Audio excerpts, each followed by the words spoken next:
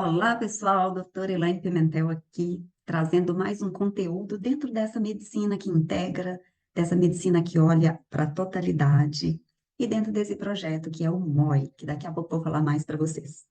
Eu estou propondo encontrar vocês aqui uma vez por semana, então, se você está gostando de me ouvir, está gostando das dicas que a gente traz e compartilha com vocês, dê um like e, por favor, envie para alguém que você acha que pode se interessar e pode melhorar a própria saúde, mas não só isso. Mande para aquele profissional da saúde que também quer incrementar a própria prática de saúde no seu dia a dia, de consultório, de clínica, de todo dia, tá bom? Hoje o tema será amendoim. Doutora Elaine, como assim amendoim, pessoal? Atendi uma pessoa essa semana e um dos exames dela estava muito alterado, muito alterado. E eu perguntei o que é que pode estar acontecendo. Que informação está vindo para esse organismo que está completamente em desacordo com os demais exames e com a vitalidade, a energia dessa paciente. E eis que eu pergunto para ela, não sei se é porque eu estava estudando amendoim, você come amendoim? Ela, muito, muito, e tem 2 pacotes cheios aqui em casa. Eu falei, pare já, e vamos ver se esse é o caminho. Então, nós vamos conversar um pouco sobre o amendoim e entender por que que é que eu falei para essa paciente parar de comê-lo já, ok? Só um minuto, vou compartilhar a tela com vocês.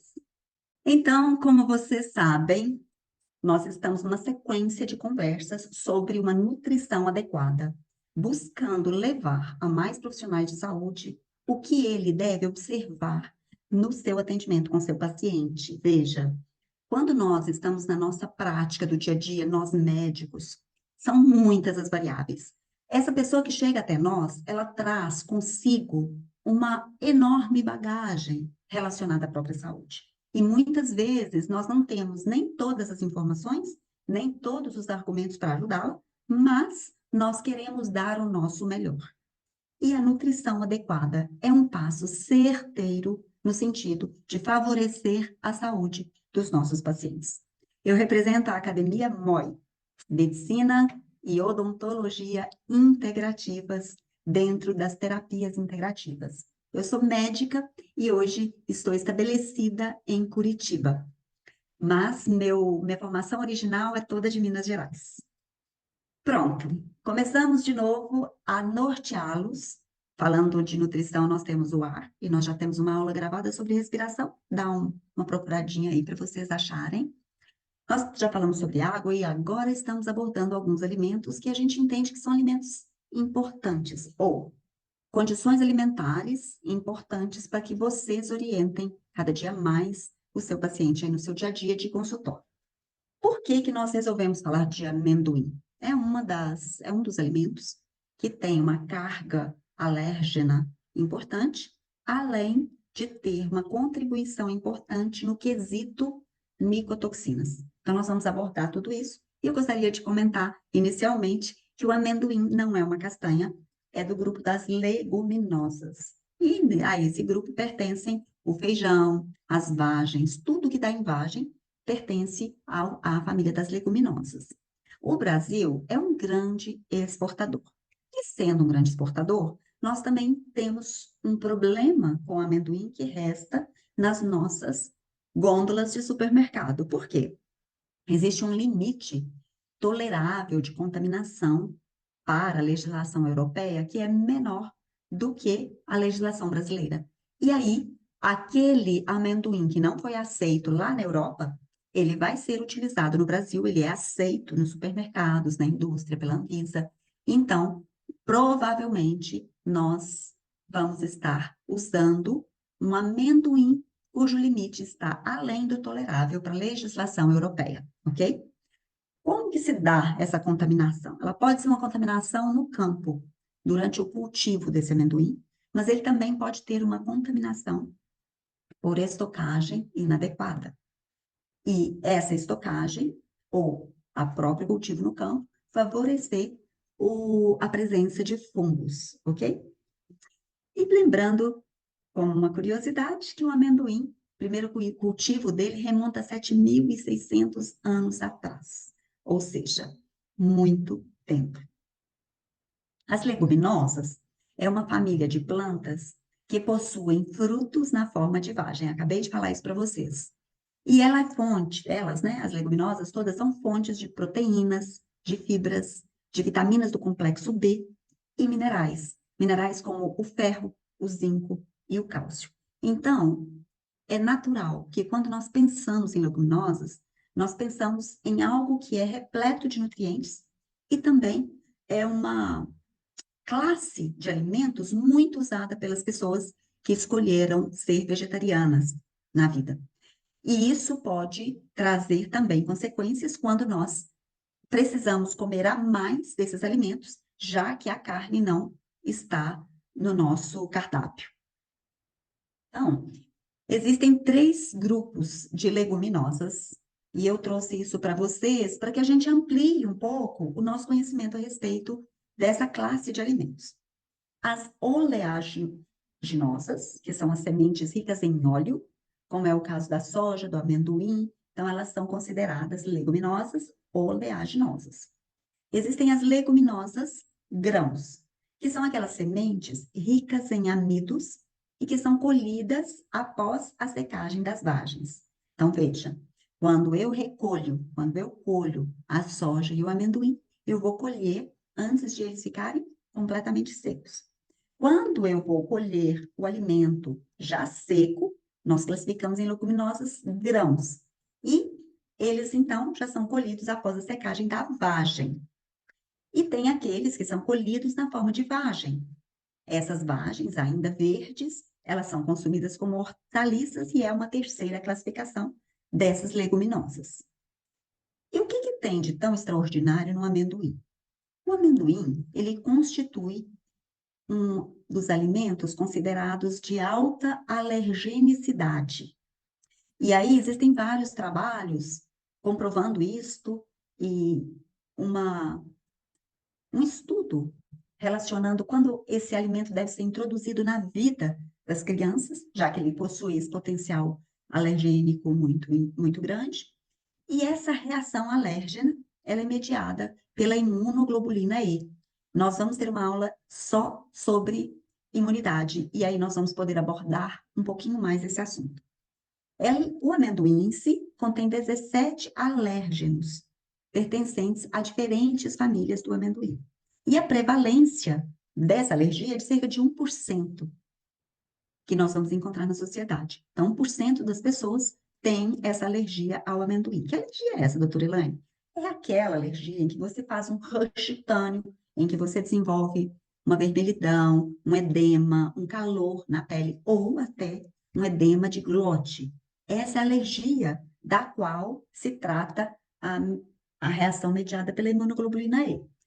Mas nós temos algo mais para falar sobre o amendoim, que a gente vai falar daqui a pouco.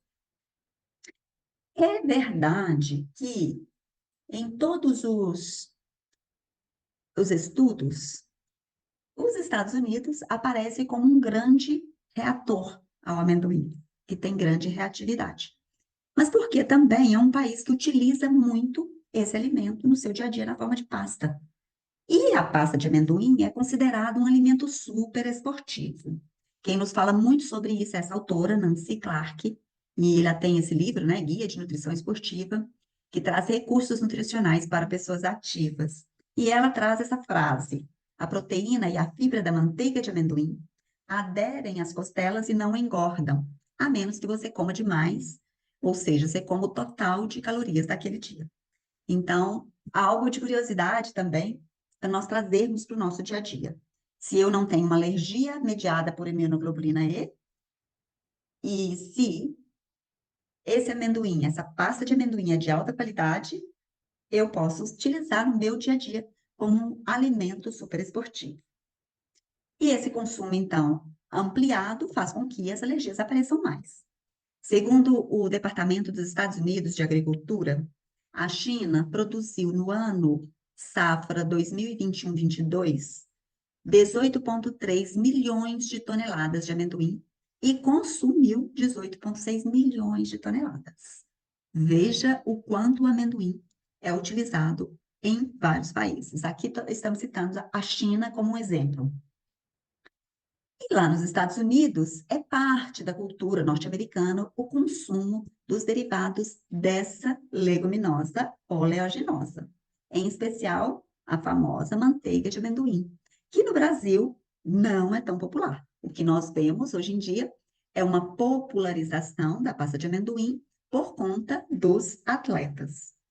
Então, o amendoim como alérgeno, a despeito do autoconhecimento sobre alérgenos do amendoim e os mecanismos imunitários relacionados, as publicações científicas são unânimes de que não se sabe ainda o porquê do aumento da prevalência em diversos países ocidentais. Ou seja, no Ocidente, esse componente alérgeno é mais expressivo do que no Oriente. E aí nós temos que perguntar: eu tenho uma reação alérgica ou eu tenho uma inflamação mediada por um fungo? São coisas diferentes que vão dar também sintomas diferenciados, ok?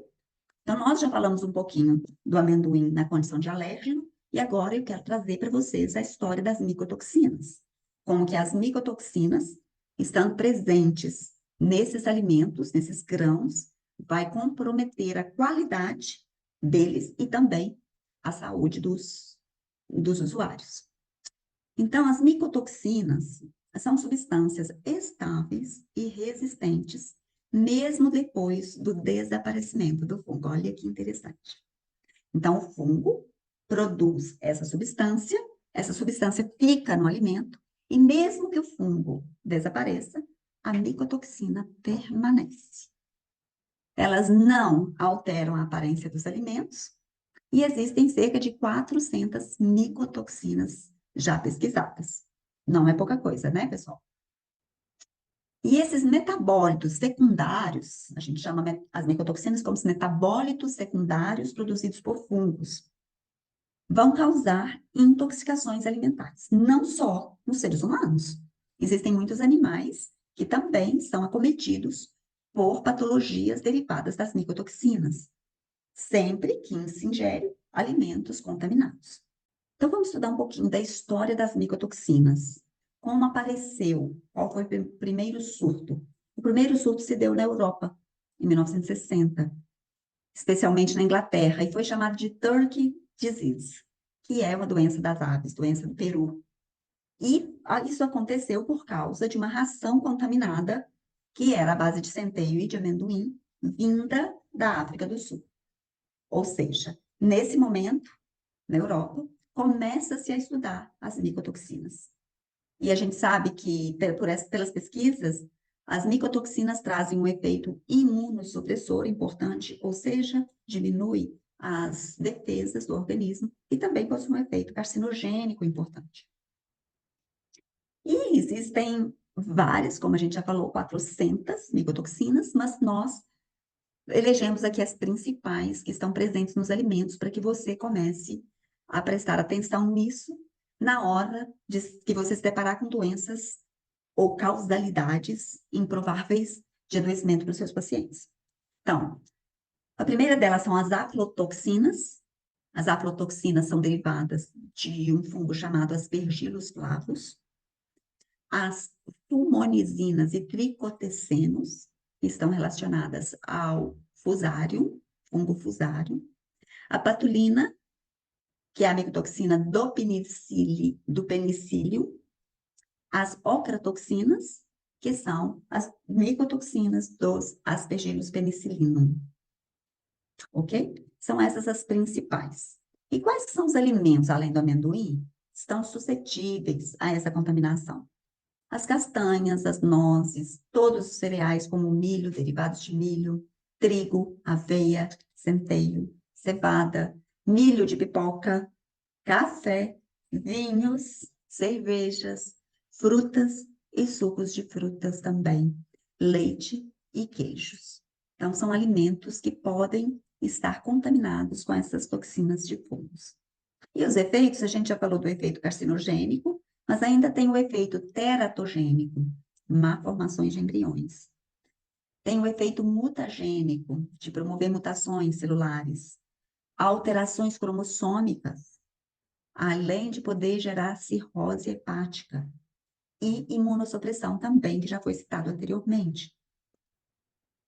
E assim nós encontramos artigos, publicações que nos ajudam a compreender melhor esses eventos. Então, nesse artigo, está escrito assim, olha, presença de carcinógenos não relatados, aflotoxinas e seus metabólitos em queijo industrializado de Oaxaca, na cidade do México. Aqui está estudando como é que o queijo, ele vira um alimento carcinógeno por conta de aflotoxinas. E assim, quando você for estudar mais a fundo esse assunto, você vai procurar e vai encontrar muitos artigos relacionando e explicando o quanto essas toxinas vão trazer prejuízos. Os sintomas, aqui nesse artigo do abstract desse assunto, desse artigo, fala o seguinte: os sintomas podem ser classificados como agudos, são vômitos, hemorragia até morte, ou crônicos, como imunossupressão e síndrome de High, Kwashiorkor, teratogênese, hepatite, cirrose e vários cancros. E aí, nós chegamos a algumas conclusões. Alergia a amendoim é um assunto. Infecção por micotoxinas é outro assunto dentro do mesmo alimento, amendoim. As micotoxinas, elas são difíceis de serem detectadas, então você precisa de estar com uma atenção voltada para saber que isso pode estar acometendo o seu paciente. E é muito importante investigar a alimentação minuciosamente, para que o seu paciente não se engane e, consequentemente, não te engane, como foi o caso da paciente que eu citei logo no início da nossa conversa aqui. Essa é uma aula mais curta, eu espero que vocês tenham gostado, e mais uma vez, deem um like para que o YouTube vá valorizando o nosso conteúdo e também passe adiante caso você entenda que é um conteúdo relevante para os seus amigos, ok? Claro, eu já estou considerando que você está inscrito no canal. Um beijo e sucesso aí no seu trabalho como profissional na área da saúde.